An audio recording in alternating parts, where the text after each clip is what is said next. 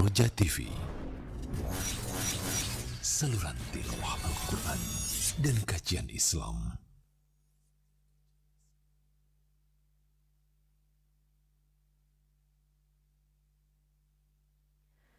Assalamualaikum warahmatullahi wabarakatuh. Alhamdulillah wassalatu wassalamu ala rasulillah nabiyina Muhammadin wa ala alihi wa sahbihi wa man walah wa ba'da.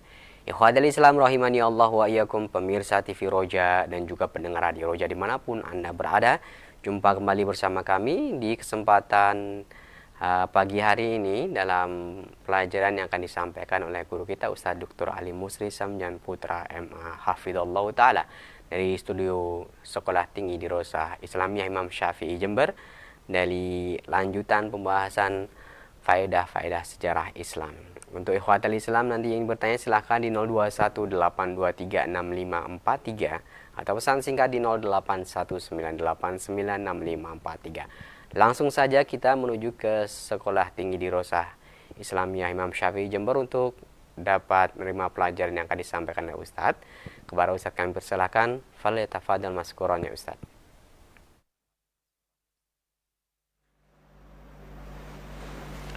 Bismillahirrahmanirrahim. Assalamualaikum warahmatullahi wabarakatuh. Alhamdulillahi rabbil alamin. Wassalatu wassalamu ala rasulihil amin wa ala alihi wa ashabihi wa man tamassaka bidinihi ila yaumiddin.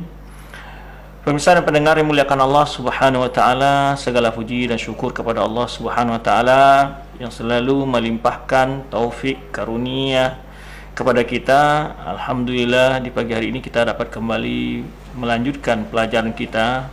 Ya, semoga Allah Subhanahu wa taala selalu membimbing kita untuk dapat menggunakan nikmat-nikmat yang telah Allah berikan, kita jadikan sebagai media untuk mendekatkan diri kepada Allah Subhanahu wa taala. Pemirsa, tentu tidak lupa pula ungkapan salawat dan salam buat Nabi kita Muhammad sallallahu alaihi wasallam yang telah memberikan berbagai nasihat dan tuntunan untuk umatnya agar mereka mendapatkan ketenangan, kebahagiaan dalam perjalanan mereka di dunia ini menuju kampung mereka yang asli, yaitu akhirat. Para pemirsa yang dimuliakan Allah Subhanahu wa taala, kita masih berbincang dan berbicara tentang kelanjutan kekhalifahan Ali bin Abi Thalib radhiyallahu anhu setelah perang melawan Khawarij. Jadi topik pembahasan kita adalah bagaimana sikap Khalifah Ali bin Abi Thalib terhadap para pengikut Khawarij ya setelah perang melawan mereka. Dan para ulama pun mengambil banyak pelajaran dari sikap Ali bin Abi Thalib dalam tiga peperangan yang terjadi di zaman kekhalifahan beliau. Pertama adalah ketika terjadi peperangan Jamal, kemudian perang Siffin, kemudian perang Nahrawan atau perang melawan Khawarij. Baik, bagaimana pandangan Ali bin Abi Thalib tentang Khawarij? Apakah mereka kafir atau bukan?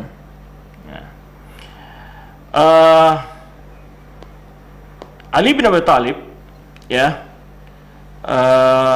memandang orang Khawarij ya bukanlah orang yang keluar dari Islam ya. Oleh sebab itu, baik sebelum beliau memerangi orang-orang Khawarij maupun setelah memeranginya, mereka memberikan hak-hak Islam kepada mereka. Ali bin Abi Thalib, Khalifah Ali bin Abi Thalib radhiyallahu anhu memberikan hak-hak Islam kepada mereka.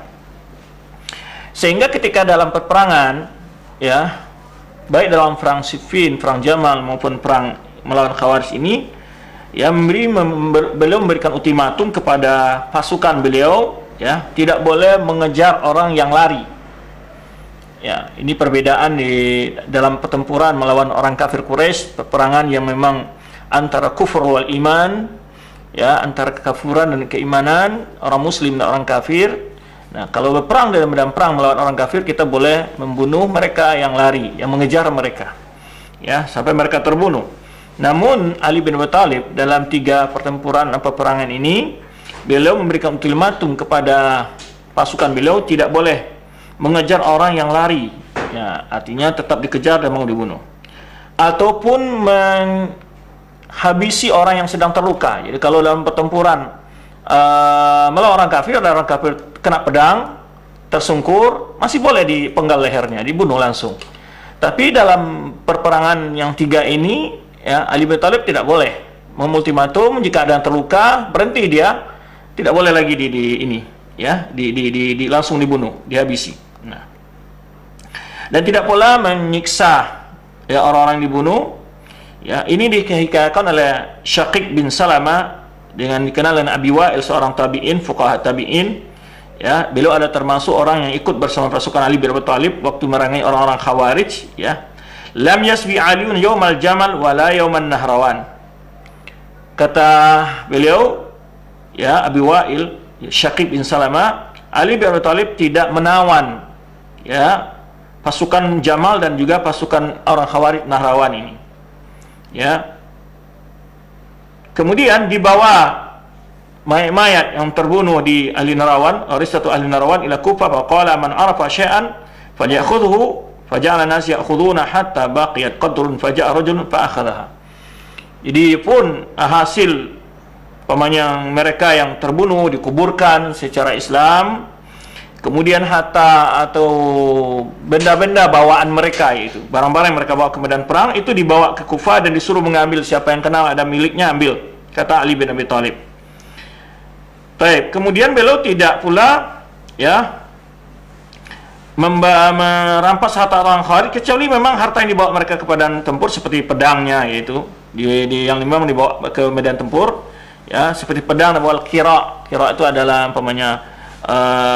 baju besinya atau tamengnya, gitu.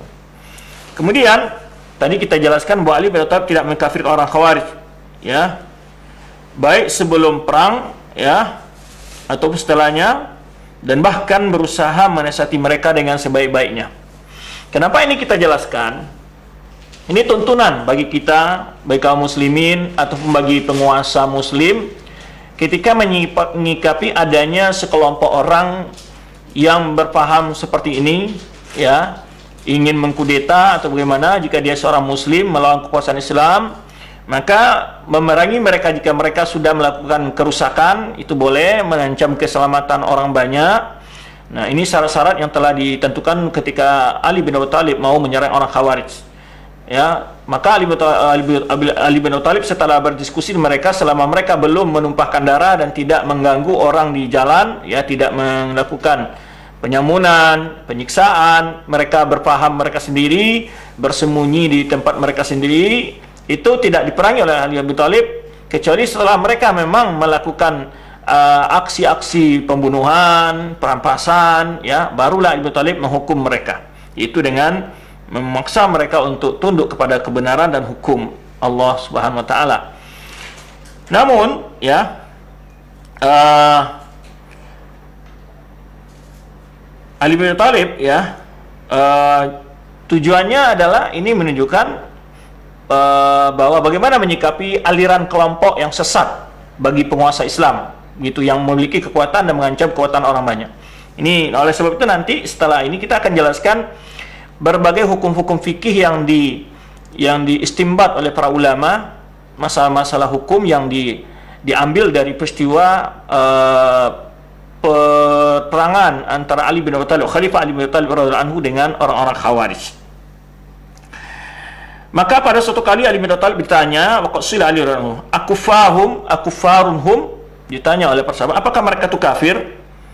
Ali bin Abi Thalib menjawab, minal kufri farru, mereka itu lahir di kekufuran. Faqila, lalu ada lagi yang bertanya, munafiqun, apa mereka orang munafik? Qala al munafiqun la yadhkuruna Allah illa qalila, kalau orang munafik tidaklah ingat kepada Allah kecuali sedikit. Nah, jadi beda dengan seorang Khawarij. Orang Khawarij orang yang selalu ingat kepada Allah, banyak beramal, gitu, ya, cinta kepada Allah dengan pengakuan mereka, tapi ibadah-ibadah yang tidak dilandasi oleh akidah yang benar dan juga dikurangi dan tidak ditopang oleh ilmu yang cukup, ya. Sehingga mereka justru kenapa kita kafirkan? Kenapa tidak dikafirkan Ali bin Abi Thalib? Karena memang mereka lahir di kekufuran, ya. Mereka sangat takut melakukan hal-hal menyimpang dari agama sehingga ekstrim dan sampai hal berlebih-lebihan. Nah, ketika ditanya apakah mereka orang munafik, Ali bin Abi Thalib, enggak, mereka bukan orang munafik, karena sifat munafik enggak ada pada mereka, yaitu orang yang malas untuk beribadah kepada Allah. Qila famahum, lalu siapakah mereka ini? Qaumun baghu alaina faqatalnahum, mereka adalah kaum yang telah, ya memusuhi kita, memerangi kita, maka kita memerangi mereka. Nah, ini sedikit perlu saya catatkan juga ketika ada orang-orang yang berusaha menjatuhkan dakwah Syekh Muhammad Wahab dengan cara terjadinya pertempuran antara kekuasaan bin Muhammad Mas'ud dengan kerajaan-kerajaan yang di sekitar kekuasaan Muhammad Mas'ud, ya, itu sebetulnya kondisinya adalah sama, ya, tapi mereka bukan berarti orang Khawarij, tapi mereka telah mengancam dan merusak ketatanan keamanan. Sehingga sebetulnya waktu itu pertempuran-pertempuran yang ada di masa Muhammad Mas'ud melawan kabilah-kabilah pasukan itu adalah karena mereka menyakiti dan juga membunuh sebagian pasukan-pasukan Muhammad Mas'ud, yang mereka ini adalah yang mengikuti dakwanya Syekh Muhammad Wahab itu sebetulnya. Jadi tidak mengkafirkan, karena banyak disebarkan di media-media atau diviralkan oleh musuh-musuh dakwah Ahlussunnah wal Jamaah menjatuhkan Syekh Muhammad Wahab dari sini.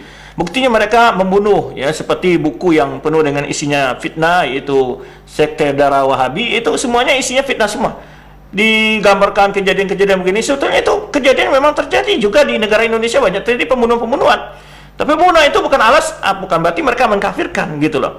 Tapi kadang-kadang karena memang harus mengambil sikap tegas saat itu, seperti juga kita, ya, polisi ketika mau mengamankan teroris juga ditembak. Dia bukan berarti mereka mengkafirkan, ya, tapi harus mengambil sikap.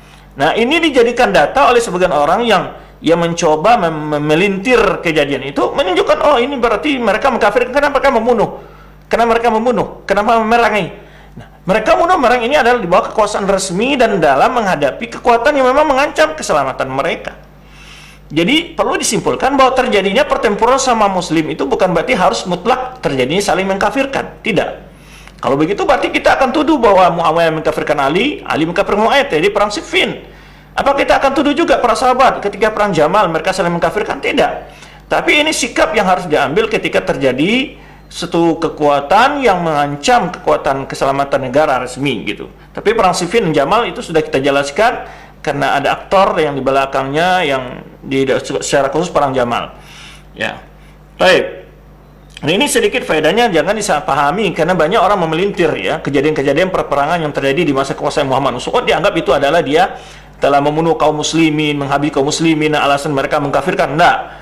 Sama dengan Ali bin Thalib. Ali bin Thalib juga membunuh orang-orang juga berperang dalam perang Siffin, sama juga perang Jamal dan juga perang melawan Ar-Rahwan ini karena menundukkan sebuah kekuatan yang besar yang tidak mau tunduk kepada kekuasaan Islam, yaitu seperti di perang Siffin, ya. Perang Jamal memang ada aktor di belakangnya, ya, itu permainan di antara orang-orang yang ikut waktu membunuh Utsman bin Affan. Tapi di sini sikap Ali bin Thalib tegas terhadap kekuatan yang akan merongrong kekuasaan resmi. Demikian pula mereka Khawarij. Tapi bukan berarti ketika terjadi pertempuran itu adalah merupakan suatu adanya nilai pengkafiran. Nah, ini yang harus dibedakan. Dibedakan dalam membaca sejarah, dalam menelaah, dalam membahas masalah. Karena sering kita ini mencomot sejarah-sejarah, ya, orang-orang ingin memanfaatkan itu sebagai alasan untuk mendukung pandangan dia, dipelintir-pelintir. Ya, nanti kita akan lihat lagi ketika bagaimana nanti Ali bin Thalib syahid dibunuh oleh orang Khawarij. Nanti kita akan bantah juga di sana ada mengatakan karena dia di Bani Tamim, lalu dikait-kaitkan dengan Muhammad Wahab juga Bani Tamim, berarti dia juga Khawarij. Nah, ini suatu di mana kesimpulan begini dapat?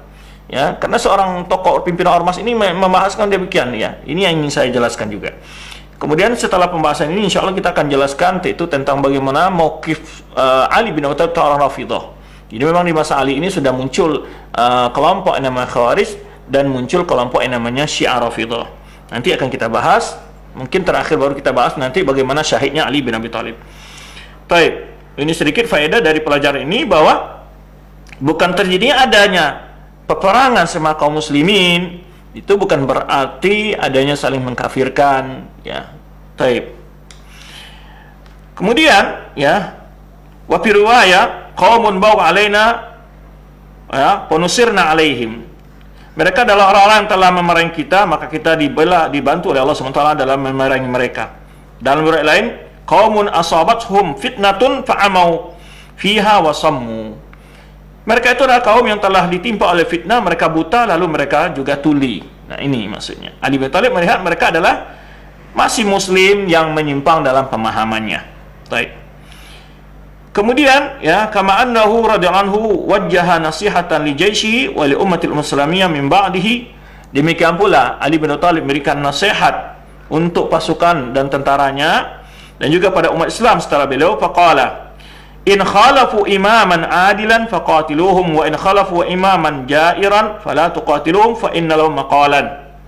Jika mereka itu memusuhi imam yang adil, maka perangi mereka. Jika mereka menyelesaikan umum yang zalim, maka jangan perangi mereka, sehingga mereka punya alasan. Itu maksud di sini. Tapi bagaimanapun mutlaknya menentang penguasa resmi walaupun zalim itu jelas dalam akidah Ahlussunnah wal Jamaah suatu hal tindakan yang tidak dibenarkan. Kemudian suatu hal yang diperhatikan dalam perang meranginya Ali bin Abi Thalib terhadap orang Khawarij ini, yaitu dan juga ketika perang Siffin dan Jamal, ya, bahwa Ali menyesali. Nah, ini bedanya antara perang Siffin dan Jamal dengan perang Khawarij apa? Kalau perang Siffin, perang Jamal dan perang Siffin itu Ali radhiyallahu anhu menyesali karena menunjukkan itu perbuatan itu salah, ya. Dia menyesal mengambil milih ijtihad itu. Maksudnya ijtihad dia sini memang dia mendapat pahala, ijtihadnya benar, tapi dia tidak melihat mendapat pahala dua dia gitu, ya. Karena setiap mujtahid dapat pahala dua jika dia benar. Maka di sini dapat dibedakan bagaimana sikap Ali ketika memerangi orang Khawarij dan ketika kondisinya setelah perang Jamal dan perang Siffin. Di mana Ali radhiyallahu anhu menyesal sekali ketika terjadinya perang Jamal dan perang Siffin. Itu mereka Ali menyesali dan sedih. Nah, adapun dalam memerangi orang Khawarij, maka dia menunjukkan hal yang gembira untuk memerangi mereka. Jadi tidak ada penyesalan dalam membunuh mereka. Kenapa? Di sini dijelaskan oleh Syaikhul Islam Taimiyah. Karena nas dan ijma membedakan antara ini dan itu, ya, membedakan antara orang yang Khawarij dengan orang Ali, Siffin dan Jamal. Siffin dan Jamal termasuk di situ berbeda pendapat para sahabat.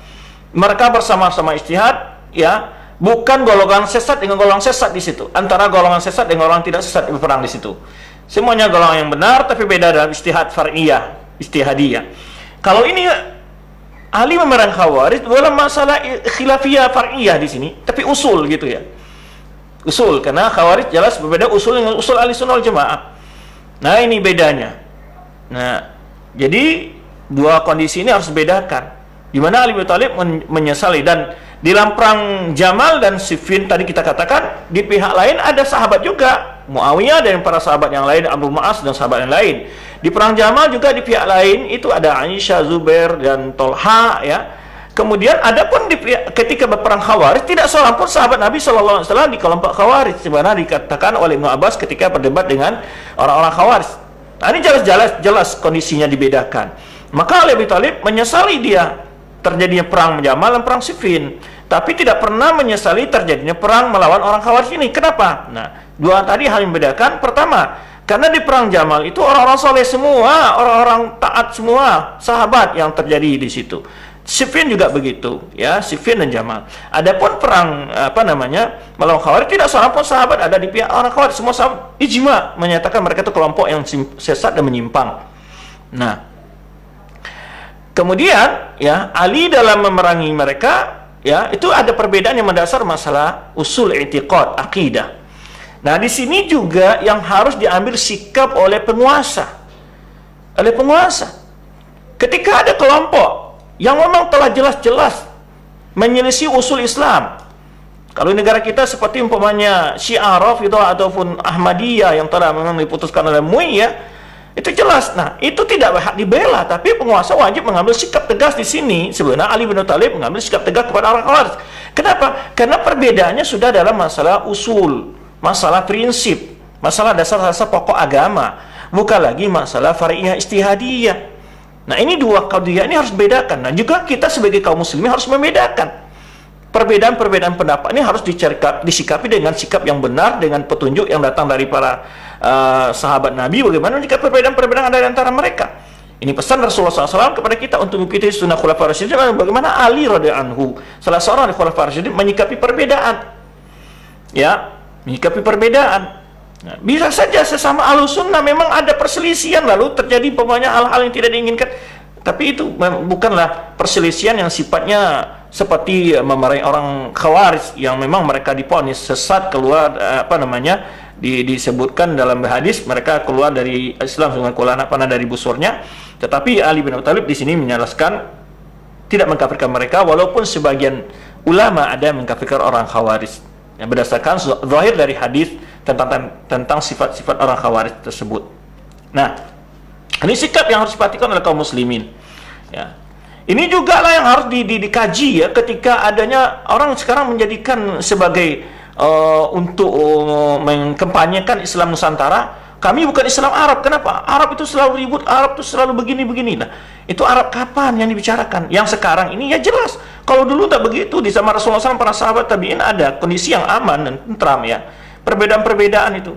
Nah, kenapa dalam perbedaan-perbedaan itu ada terjadinya semacam kekuatan yang digunakan ketika sudah memang dituntut kekuatan? Kenapa salah dalam menggunakan kekuatan ketika untuk memberi nasihat? Karena nasihat bila tidak sudah ditantang dengan menggunakan kekuatan juga harus digunakan kekuatan. Nah, jangankan itu, urusan dunia saja banyak orang menggunakan kekuatan kok. Ya, pembebasan lahan aja digunakan kekuatan kok. Nah, ini kan ya, kenapa kok salah gitu ketika membenarkan sesuatu yang salah, dan orang-orang kelompok yang salah itu memiliki kekuatan yang tidak bisa ditaklukkan kecuali dengan kekuatan, itu tidak menjadi salah. Makanya itu Ali bin Thalib mengambil sikap dari orang Khawarij tegas.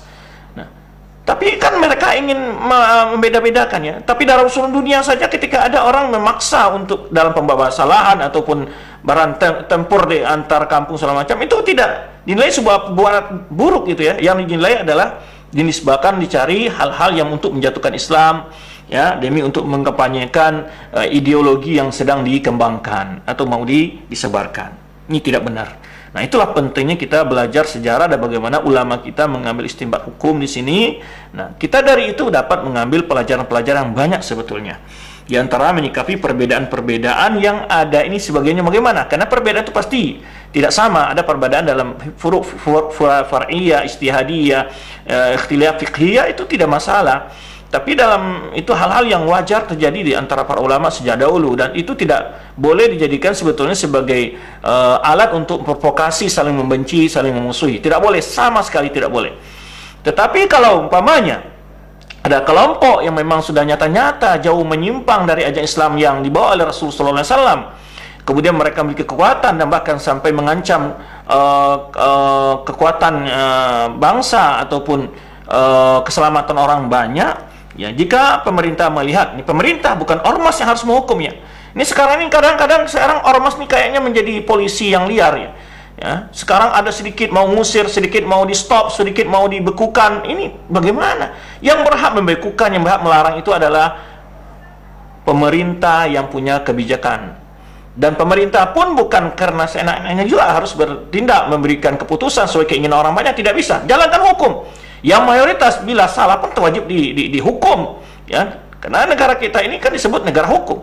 Nah, ini kadang-kadang penegak hukum kadang-kadang menjadi ragu untuk menegakkan hukum karena mereka mayoritas. Ini tidak benar ya. Kita harus tegas, siapapun bersalah, mayoritas atau minoritas, tetap disikat dengan hukum ya. Ini yang harus kita perhatikan. Baik.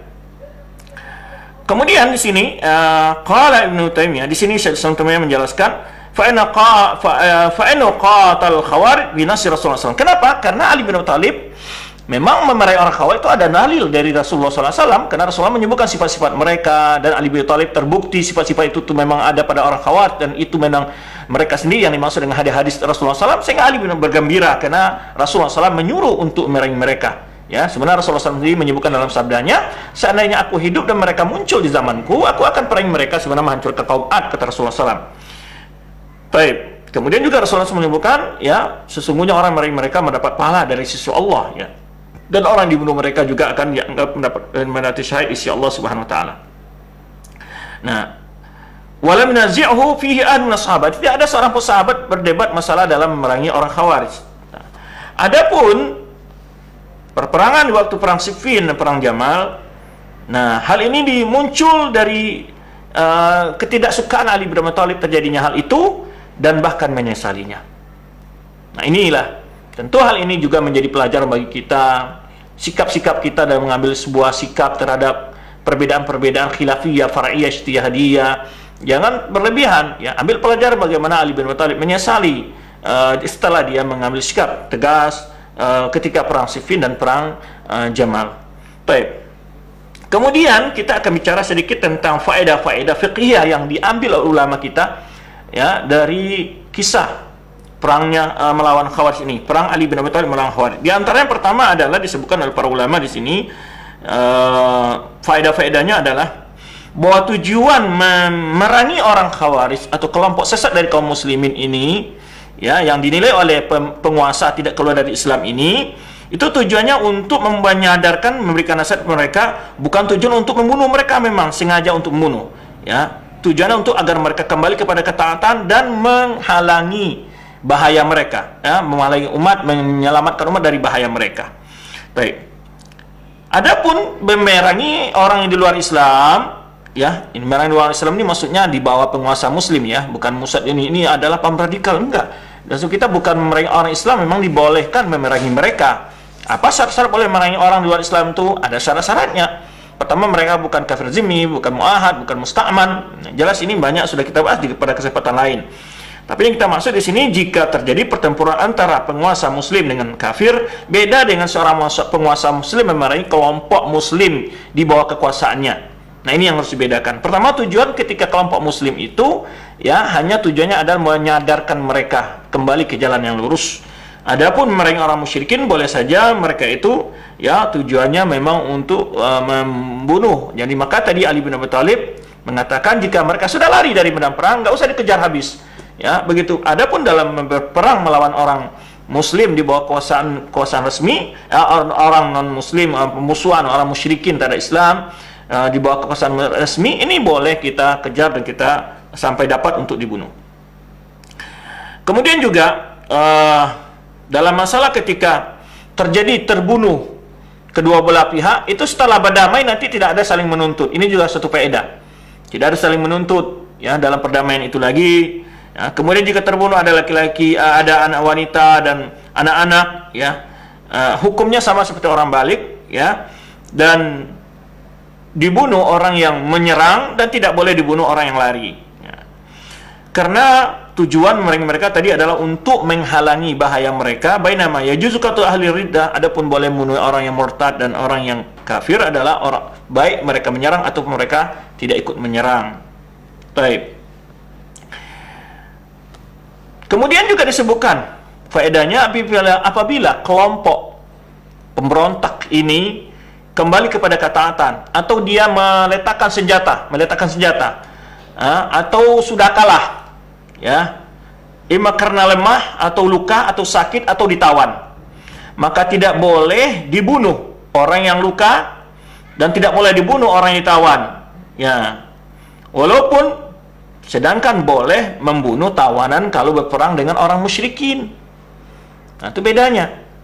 Jadi kalau tawanan dalam pertempuran sama muslim ini nggak boleh ditawan, boleh ditawan sampai selesai perang. Sampai perang mereka dilepaskan lagi. Selesai, mereka udah kalah dan mereka taubat, mereka tidak lagi membuat kekuatan-kekuatan yang mengancam. Nah, itu di antara hukum fikih yang diambil oleh para ulama, faedah-faedah di sini, ya, ketika beda antara kekuasaan Islam memerangi suatu kelompok Islam yang menyimpang. Nah, ini beda menyikapi dengan kuasa Islam berperang dengan orang musyrikin yang berperang antara negara-negara. Ini dibedakan, ya. Dimana kalau tawanan tawannya orang luka tidak boleh dibunuh dari kaum muslimin, beda dengan dari berperang dengan orang musyrikin. Baik. Kemudian, ya, juga disebutkan di antara hukuman para tawanan perang kalau itu bugo, para pemberontak ini, jika mereka sudah diyakini tidak lagi akan melakukan tindakan serupa, maka boleh dibebaskan tawanannya.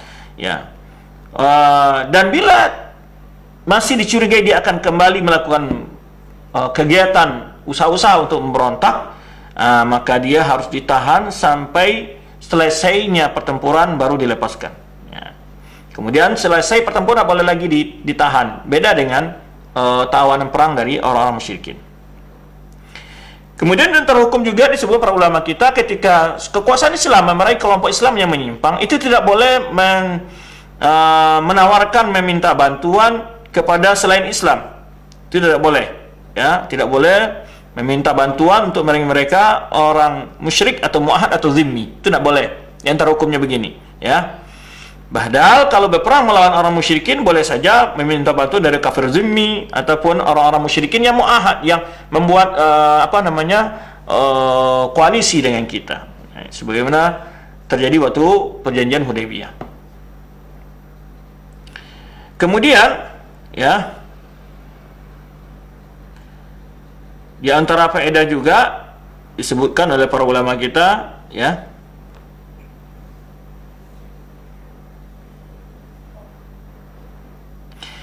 jika mereka tidak keluar dari anil mudahara bi ta'atil imam lam yatahayyazu bidarin tazalu fiha wa kanu afradan. Nah, ini perbedaan yang lain adalah mereka tidak ikut dalam kelompok itu, cuma tidak ikut berperang ke medan perang, namun dia terhitung dari kelompok bagian kelompok itu, maka orang yang tidak ikut itu tidak boleh dibunuh. Umpamanya, ya, ini adalah daerahnya kelompok yang akan diserang dari aliran yang menyimpang oleh kekuasaan Islam, dari kekuasaan Islam umpamanya.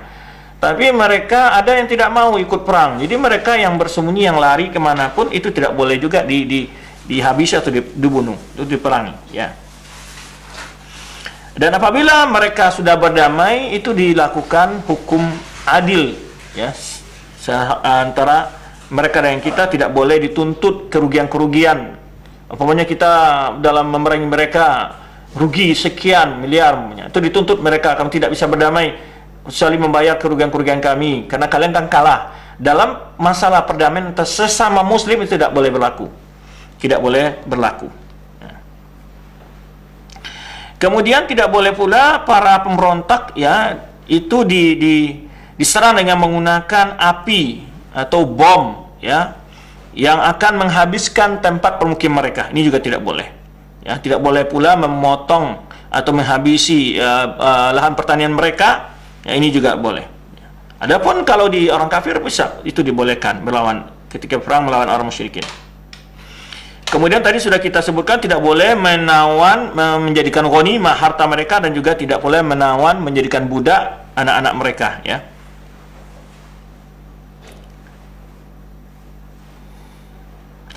Kemudian juga perbedaannya ketika perang melawan kelompok yang dianggap menyimpang dalam Islam oleh kekuasaan Islam, ya, jika mereka terbunuh itu dikuburkan seperti seorang muslim, ya. Maka Ali bin Abi Thalib, ya, di dalam perang Siffin atau perang Khawarij itu beliau menyuruh para sahabat menguburkan semua korban tanpa memilih ini dari pasukan kita atau bukan.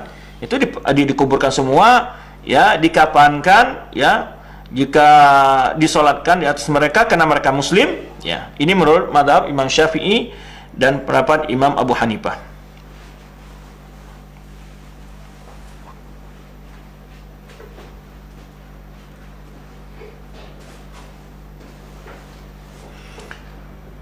Baik. Kemudian hukum wirasah al-baghi minal adil. Nah, umpamanya hukum warisnya gimana? Nah, hukum waris jika di pihak A ada anaknya, di pihak B ada orang tuanya umpamanya. Lalu anaknya atau salah seorang mereka saling membunuh, ini tidak mewarisi, ya, karena Rasulullah SAW menyebutkan al-qatil la yuras. Ya, pembunuh tidak diberi warisan jika dia membunuh. Tapi tidak terjadi pembunuhan, maka itu saling mewarisi.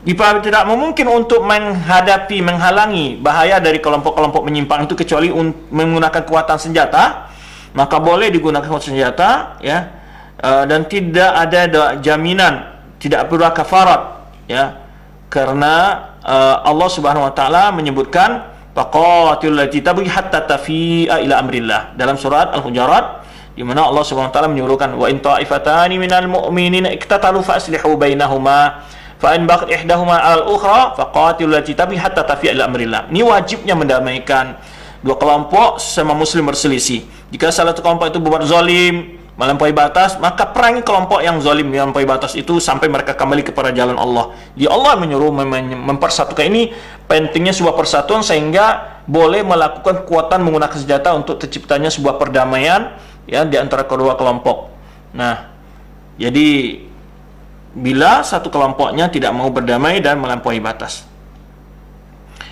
Baik, itu berapa pelajaran dapat kita bahas, ya. Adapun sifat-sifat orang Khawarij telah berlalu kita sebutkan, di antara mereka bersifat al-ghulu fid din, ekstrim atau berlebih-lebihan di dalam menjalankan ajaran agama, ya. Kemudian juga al-jahlu bid-din, bodoh dalam masalah agama. Mereka walaupun banyak membaca Al-Quran tapi tidak memahaminya.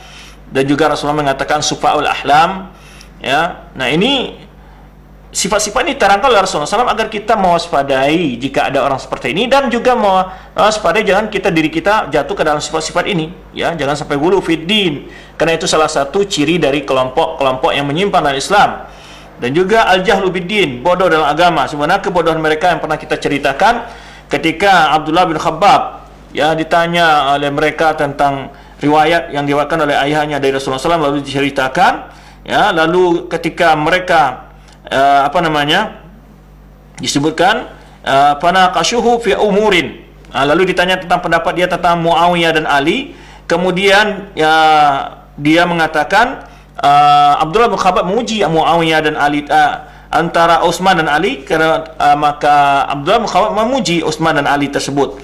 Fanaqamu minhu alai, marah, karena kita ketahui bahwa orang Khawarij mengkafirkan Utsman dan Ali. Ketika dia ditanya Abdullah bin Khabbab ini, bagaimana pandanganmu terhadap Utsman dan Ali, Abdullah bin Khabbab mengatakan keduanya adalah orang baik, ya, sahabat Nabi SAW, ya, dipuji Rasulullah SAW. Nah, akhirnya mereka marah, lalu mereka menyembelihnya di pinggir sungai, ya.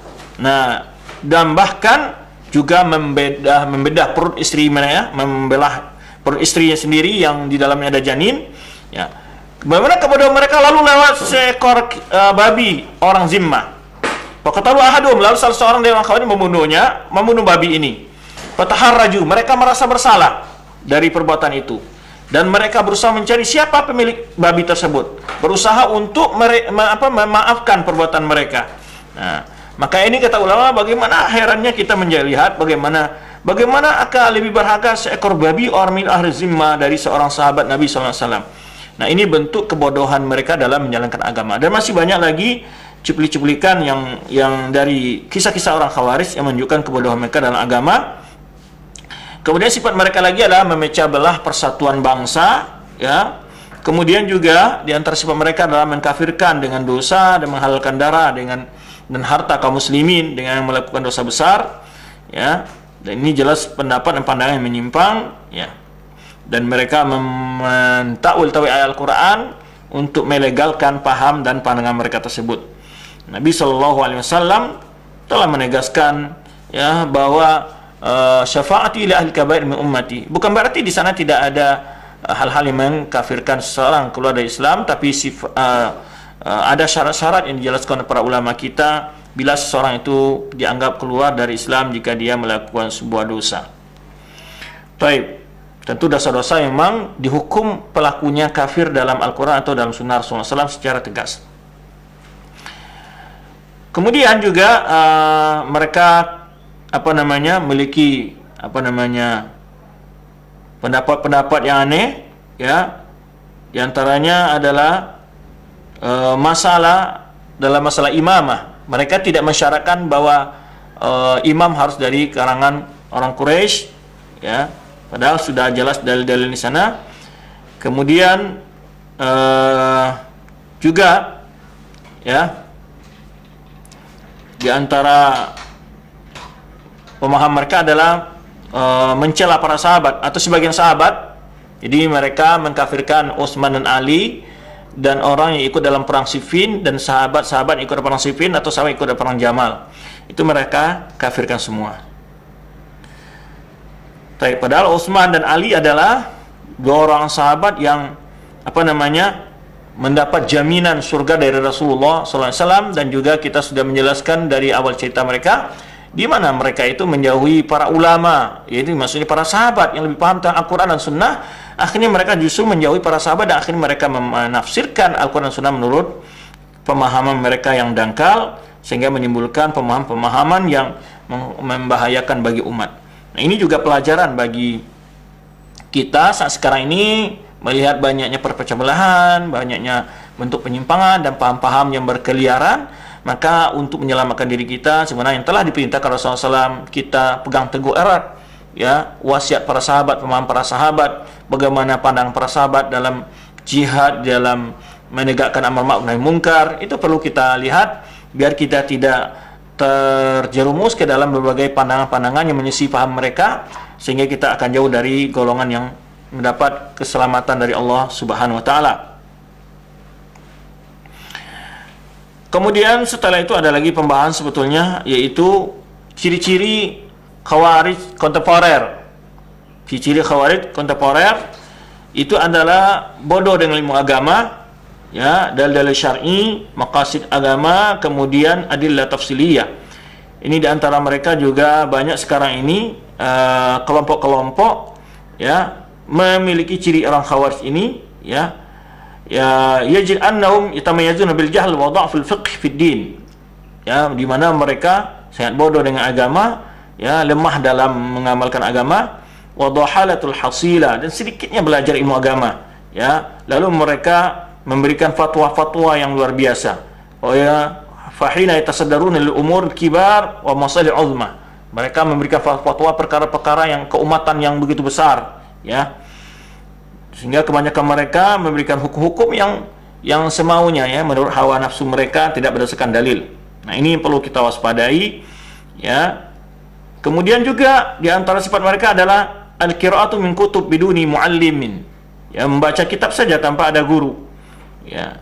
Ini menurutkan kebanyakan kelompok-kelompok yang menyimpang itu adalah guru mereka adalah kitab saja, tidak berusaha belajar melalui para ulama.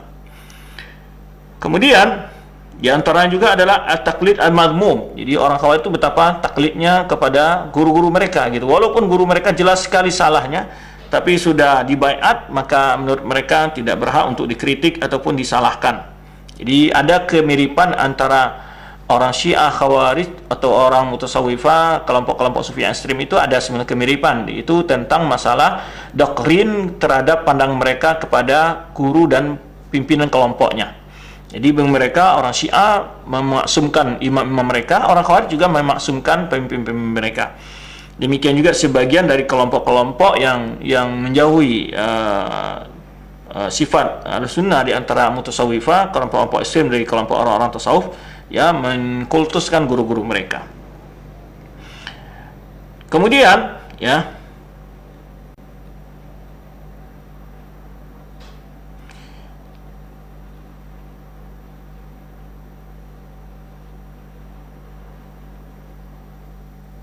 hal-hal yang memancing, ya,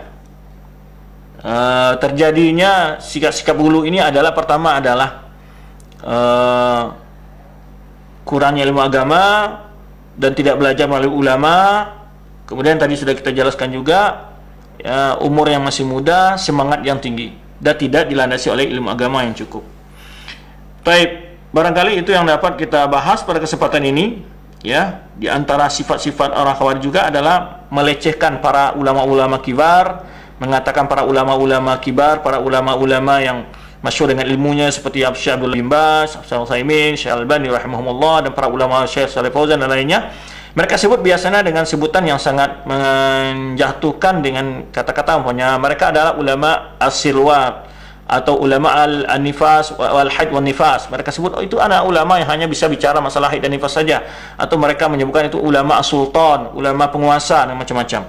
Demi untuk menjauhkan umat daripada ulama, mereka beri sifat-sifat yang menghinakan kepada para ulama. Ini yang harus kita lihat, waspadai dari anak-anak kita. Bila mereka sudah merendahkan para ulama, maka itu adalah musibah besar dalam hidup mereka. Baik, itu yang dapat kita bahas. InsyaAllah pada kajian yang akan datang kita akan bahas bagaimana pula pandangan Ali bin Abi Thalib terhadap orang Syiah Rafidah yang ghulu terhadap keluarga Al-Bait, yang berlebih-lebihan dalam memuji Al-Bait, ya. Itu yang dapat kita bahas. Semoga apa yang kita bahas ini menjadi faedah bagi kita semua. Wallahu a'lam bishawab. Kita kembalikan kepada akhi yang membawa acara kita dari studio Cilengsi.